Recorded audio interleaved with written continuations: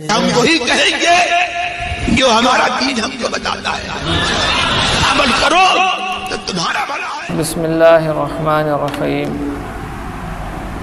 اللہ تبارک و تعالی قرآن کریم میں ارشاد فرماتا ہے وَكُنْتُمْ خَيْرَ أُمَّةٍ أُخْرِجَتْ لِلنَّاسِ تَأْمُرُونَ بِالْمَعْرُوفِ وَتَنْهَوْنَ عَنِ الْمُنْكَرِ وَتُؤْمِنُونَ بِاللَّهِ آمَنْتُ بِاللَّهِ صدق اللہ العظیم۔ علامہ ابو اللیث سمرقندی رحمۃ اللہ علیہ فرماتے ہیں کہ اس آیت کریمہ میں اللہ تبارک و تعالیٰ نے اس امت محمدیہ کی مدح اور تعریف بیان فرمائی ہے، اور اس آیت کریمہ سے نیکی کا حکم دینا اور برائی سے روکنا، منع کرنا واجب ہوتا ہے۔ علماء کرام نے اس آیت کریمہ کے معنی کے سلسلے میں فرمایا ہے، اس آیت کا معنی ہے کہ اے امت مرحومہ، یعنی اے محبوب کے غلاموں، تمہارا نام لوح محفوظ میں لکھا ہوا ہے۔ کیا لکھا ہوا ہے؟ خیر امت، یعنی تم سب سے بہتر امت ہو۔ یہ کہاں لکھا ہوا ہے؟ لوح محفوظ میں، جو لوگوں کے لیے پیدا ہوئی، یعنی اللہ تبارک و تعالی نے تمہیں پیدا فرمایا ہے کس لیے؟ تاکہ لوگوں کی ہدایت و اصلاح کرو، تاکہ تم لوگوں کو ثواب کے کاموں کا حکم کرو اور گناہ کے کاموں سے منع کرو اور گناہ کے کاموں سے روکو۔ تو اس آیت کریمہ میں ہمارا ایک پیدائش کا ایک سبب اور مقصد بیان فرمایا گیا ہے، اور ہمارا منصب و مقام بیان فرمایا گیا ہے کہ تمہیں دنیا میں اس لیے بھیجا گیا ہے اے امت محمدیہ، تم پچھلی قوموں کی طرح نہیں ہو، تم قوم موسیٰ، قوم عیسیٰ، قوم نوح کی طرح نہیں ہو، بلکہ تم سب سے بہتر اور سب سے افضل، سب سے محبوب ترین میرے محبوب کی امت ہو۔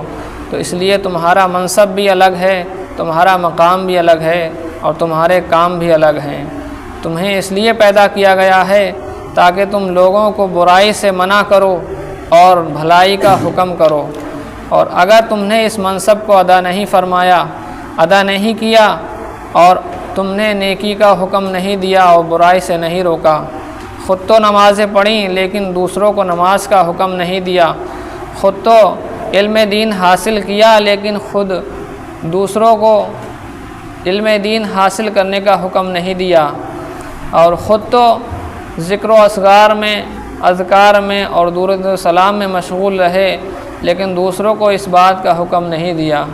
اسی طرح دوسروں کو گناہوں سے بھی نہیں روکا۔